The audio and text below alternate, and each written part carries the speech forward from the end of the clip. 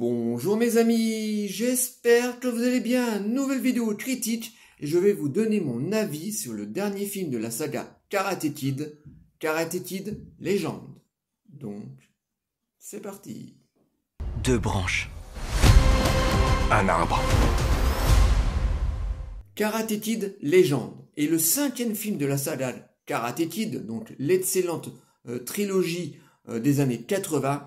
Et là, d'emblée, je vais être franc avec vous, je dis pourquoi faire un cinquième épisode sur une saga fatiguée comme Karate Kid? Parce que on a eu les trois premiers Karate Kid qui étaient excellents dans les années 80. Ensuite, en 1994, on a eu droit à Miss Karate Kid, qui était un film complètement oubliable, qui a fait un bide au cinéma, et ensuite il s'est perdu dans les limbes des vidéoclubs.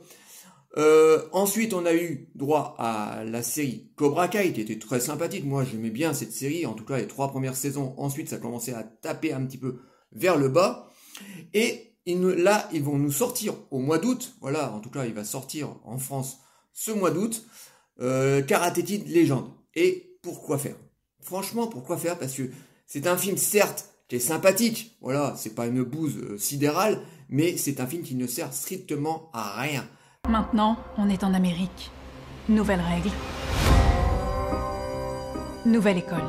Parce que ce cinquième film, Karate Kid, est un remake du tout premier. Donc je vous donnerai même pas le synopsis de ce film, donc l'histoire de ce film, qui est exactement la même chose que le tout premier Karate Kid. Sauf que là, au lieu d'avoir Daniel San, on a un jeune asiatique qui arrive à New York.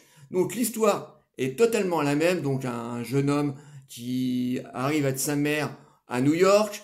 Bien entendu, il va avoir du mal à s'insérer au sein de cette ville, surtout au niveau de son lycée. Il va se faire maltraiter. Il y a le bad boy du lycée qui va le chercher. Bien entendu, ce bad boy, il fait du karaté et il va bientôt faire un championnat de karaté.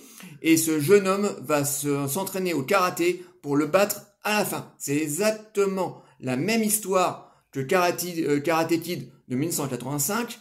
Tu fais du karaté? Du kung-fu, j'en ai fait un peu. Alors, voilà, moi je ne vois aucun intérêt. Voilà, moi je vous déconseille tout de suite, ça en général je le dis toujours à la fin de la vidéo, d'aller vous déplacer pour ce genre de film. Essayez de le regarder sur des plateformes quand il sortira dans quelques mois, mais n'allez surtout pas dépenser 14 € pour ce film. Il ne vaut vraiment pas la peine parce que il n'a aucun intérêt. Alors, je vais commencer déjà par la technique. Alors au niveau de la réalisation, je dirais pas que c'est particulièrement mauvais. C'est pas particulièrement bien non plus. C'est une réalisation très basique et surtout très télévisuelle. Voilà, moi ce film, je ne l'aurais certainement pas sorti au cinéma, mais directement sur une plateforme parce que c'est vraiment un produit de plateforme. Donc on a un film qui va sortir au cinéma avec une allure de pilote de série. Alors la réalisation est toute banale, la photographie est très vite télévisuelle comme je viens de vous le dire, donc c'est ni bien ni pas bien. C'est qui ton pote? Connor, commence pas. Au niveau de l'histoire, donc comme je vous disais à un instant, c'est totalement le même scénario que du Karate Kid de 85. Voilà, à petite chose près, voilà, on a 2-3 personnages comme ça qui sont un petit peu neufs. Et encore neuf, on fait du neuf avec du vieux, comme d'habitude. Donc voilà, l'histoire, franchement, c'est du vu et déjà vu et revu. Au niveau des acteurs, ça joue correctement, on va dire. Voilà, il n'y a rien de bien fou, hein. Même pour Jackie Chan et Ralph Macchio qui apparaît dans ce film et encore apparaît... Allez, montre en main, ils apparaissent chacun de leur côté 10 minutes, voilà, à tout casser, hein. Bon, un peu plus pour Jackie Chan, beaucoup moins pour Ralph Macchio. Alors, les acteurs jouent plutôt bien, voilà, ils jouent un peu comme dans une série télé. Tu peux rien contre des gars comme lui. Il remporte le Fight Boroughs chaque année. C'est le plus grand... Au niveau des combats, parce que forcément, hein, qui dit film Karate Kid, donc on a énormément de combats. Eh ben, on a des combats qui sont plutôt bien chorégraphiés, assez dynamiques, et d'autres assez platoniques. Voilà, donc c'est ni film ni raisin au niveau des combats. Il y en a qui sont vraiment bien réalisés, et puis d'autres assez mous du genou, hein, un petit peu comme la série Cobra Kai, où on avait des combats qui étaient sympas, et puis d'autres, franchement, on s'apercevait assez rapidement que les acteurs n'étaient pas des karatékas pure souche, hein, voilà, des acteurs qui ont appris des chorégraphies. Donc les combats, dans l'ensemble, ça va. Voilà, vous voyez, je suis pas trop méchant avec le film. Dans la vie, il faut se poser une seule question. Est-ce que ça vaut la peine de se battre ou pas? Ensuite, à quoi ça sert? Franchement, à quoi ça sert de faire un 5e Karate Kid? Parce que ça ne sert absolument pas la saga. Voilà, c'est une suite de Karate Kid. Alors je mets de côté Miss Karate Kid, c'était un film un petit peu à côté. Voilà, on avait Maître Miyagi qui partait dans une région et puis qui rencontrait une jeune fille et puis qu'il allait l'initier au karaté. Donc c'est pas vraiment un Karate Kid, c'est un Karate Kid au féminin, mais complètement HIS, hein, vraiment, c'était vraiment de la dope, hein. Je vous dis, même à l'époque, en VHS, le film avait du mal à se louer en VHS tellement les gens détestaient ce film. Et là, c'est exactement la même chose, quoi. Ils font un 5e film. Bon, on sait très bien pour quelles raisons ils ont fait ce film, pour continuer à se faire de l'argent sur la saga Karate Kid et aussi sur la série Cobra Kai. Voilà, ils veulent pas s'arrêter, hein. La série a énormément marché sur Netflix, hein. Bon, moi je trouve qu'ils avaient fait un peu trop de saisons, hein. Je vous dis, les 3 premières saisons étaient vraiment très très bonnes. Ensuite, ça commençait à tirer vers le bas. Voilà, ils étiraient l'histoire. Et donc, tout ça c'est fait pour gagner de l'argent. Voilà, on sait comment marche Hollywood, hein. Avant tout, Hollywood est une industrie pour se faire de l'argent, ce qui est tout à fait normal. Mais là, franchement, c'est le film, il ne sert strictement à rien. Alors on devrait le laisser se battre. Pour qu'il finisse comme son frère. En revenant sur les acteurs, voilà, donc on a le jeune acteur qui joue le rôle de ce jeune asiatique qui arrive à être sa mère à New York pour faire une nouvelle vie. Bah, l'acteur, voilà, c'est un acteur débutant, il n'est pas spécialement bon acteur, mais bon, voilà, ça fonctionne, on va dire ça fonctionne avec les jeunes acteurs. Par contre, quelle idée de merde d'avoir fait venir Jackie Chan, qui lui avait joué dans le remake de Karate Kid, mais maintenant ils l'ont inclus dans la saga Karate Kid. On ne le savait pas il y a quelques années, hein. Le film avec Jackie Chan était vendu comme un remake du film de la saga Karate Kid, et là en fait ils l'ont inclus dans la saga Karate Kid. Donc ils font venir Jackie Chan, tu te dis à quoi ça sert, et surtout Ralph Macchio, parce que les deux acteurs montrent en main sur 1h30 de film, on les voit 10 minutes à tout casser, un peu plus pour Jackie Chan. Et franchement, la manière où ils les font venir dans le film, c'est complètement artificiel. Voilà, complètement artificiel, ils n'ont rien à jouer. Ils sont là juste pour entraîner le jeune garçon. Et encore, Ralph Macchio, il lui fait montrer 2 prises de karaté et basta. Il est juste là pour envoyer 2-3 vannes et c'est tout. Donc j'espère que Ralph Macchio a eu un très très beau petit chécos, parce qu'il a dû bien s'emmerder sur le tournage. Enfin bon, il a dû venir 2-3 jours à tout casser, parce que vu la présence de Danielson à l'écran, il n'a pas dû jouer longtemps sur le tournage. Jackie Chan, c'est pareil, exactement la même chose. Il entraîne le jeune garçon en Chine, parce qu'on a une petite scénette au début du film où on voit le jeune garçon qui commence à apprendre le karaté avec Jackie Chan. Et ensuite, pendant bonne partie du film, on voit plus du tout Jackie Chan. Et puis lui aussi, avec Danielson, ils arrivent au sein de New York pour aider ce jeune garçon à s'entraîner au karaté. Donc les deux acteurs sont là, on les amène juste parce que Ralph Macchio, lui, c'était la vedette de la saga Karate Kid et de la série Cobra Kai. Et on vient chercher Jackie Chan parce que lui, il avait joué dans le remake Karate Kid. Donc les deux personnes ne servent strictement à rien. Lee est pour moi ce que tu étais pour Sensei Miyagi.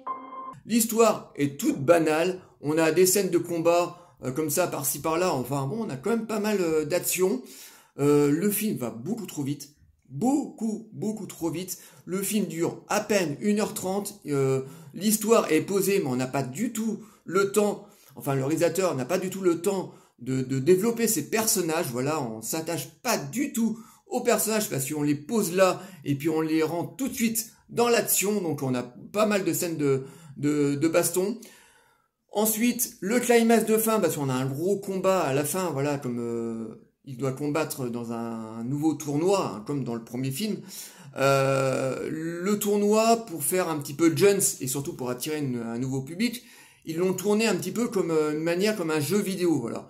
Entre chaque prise, dès qu'ils vont foutre un coup de poing, ça va marquer fight en gros ou game over dès qu'un personnage va perdre un combat. Donc ça va être tourné un petit peu à la méthode jeu vidéo. Je n'ai pas trouvé ça très pertinent parce que bien avant ce film, eh ben ça a été déjà utilisé au sein du cinéma. Donc le combat de fin, bon, il est sympathique, mais on n'a pas non plus à se taper le cul par terre. Hein, voilà, les combats des 3 premiers Karate Kid étaient beaucoup plus impactants. Hein, voilà, parce que on avait un réalisateur de talent derrière et on s'attachait surtout très rapidement à Daniel LaRusso et à tous les personnages de la saga. Et donc on avait peur pour eux pour les combats. Là, dans ce film, on n'a pas du tout peur pour eux. Parce qu'on n'a pas le temps de s'attacher aux personnages. On les pose là et on les rend tout de suite dans l'action. Donc c'est ça qui est le gros problème dans ce film. Parce que on essaie de calquer le film de 85, mais on n'en met pas de la dramaturgie. On laisse pas les personnages respirer. Tes racines sont dans le kung-fu. Et sur elle, on va développer ton karaté. À l'ancienne. Parce que le film va beaucoup trop vite. On a de l'action dans tous les sens. Le film aurait dû avoir au moins 10 minutes de plus, au moins, pour pouvoir développer ces personnages. Donc, c'est vraiment un film qui ne sert strictement à rien. Voilà, c'est un 5e Karate Kid, juste fait pour le pognon, juste pour dire au revoir à la saga, à la série, j'ai du mal, avec la série Cobra Kai, et puis dire au revoir à la saga Karate Kid. Enfin bon, si ce film marche, je pense qu'il y aura des suites. Ça va pas s'arrêter là. Voilà pourquoi ils s'arrêteront finalement, parce que vu le succès de la série Cobra Kai sur Netflix, bah, je pense qu'ils vont continuer. Voilà. Et quand il y aura toujours des gens pour regarder ce genre de suite inutile, eh ben ils continueront à produire. Et donc ce film ne sert strictement à rien. Donc j'ai pas plus de choses que ça à dire sur ce film qui est complètement insipide. Hein, voilà. Franchement, je vous dis, hein, n'allez pas vous déplacer pour aller voir ce film au mois d'août au cinéma. Franchement, regardez-le sur les plateformes. C'est vraiment un film vraiment que pour les plateformes. Hein. Voilà, on a un aspect très télévisuel. On a un scénario qu'on a déjà vu 100 000 fois et qui est bien mieux dans le tout premier Karate Kid. Les acteurs jouent à peu près bien. C'est de la grosse arnaque au niveau de Jackie Chan et Ralph Macchio qui ont à peine quelque chose à jouer. Voilà, on les voit montre en main 10 minutes. Les combats sont plutôt bien réussis. Il y en a qui sont bien réussis et puis d'autres qui sont complètement mous. Donc voilà, c'est un film très voilà, qu'on peut éviter au cinéma. Franchement, si vous êtes fan comme moi de la saga Karate Kid, vous pouvez tenter l'expérience, mais vous allez voir, vous allez tomber votre chaise, vous allez bâiller plus d'une fois devant ce film. Quand tu auras compris ça, tu seras prêt. En plus, il dure 1h30, il va très vite et on a le temps quand même de s'ennuyer. Donc c'est assez fort de ce côté-là, hein, parce que quand tu as un temps vraiment minime comme ce film, là, il doit faire aller 1h25 à tout casser. Quand arriver à mettre des moments de flottement dans ton film, t'es quand même assez fort. Donc ça prouve bien la maigreur du scénario. Hein, voilà, et on le faisait bien mieux il y a 40 ans en arrière. Donc encore une fois, c'était bien mieux avant, hein, voilà, il n'y a pas que moi qui vieillis finalement, voilà, donc je suis pas un vieux con finalement.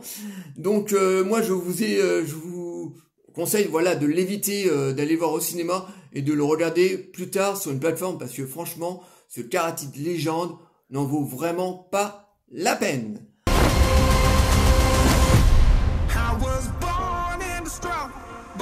Voilà tout ce que je pouvais dire sur ce Karate Kid Legend. J'espère que cette vidéo vous aura plu. Likez, délikez, abonnez-vous. Comme d'habitude les amis, n'hésitez pas à m'envoyer des messages sur Karate Kid Legend. Je vous répondrai toujours avec plaisir. Et moi, je vous dis à très bientôt. Ciao les amis.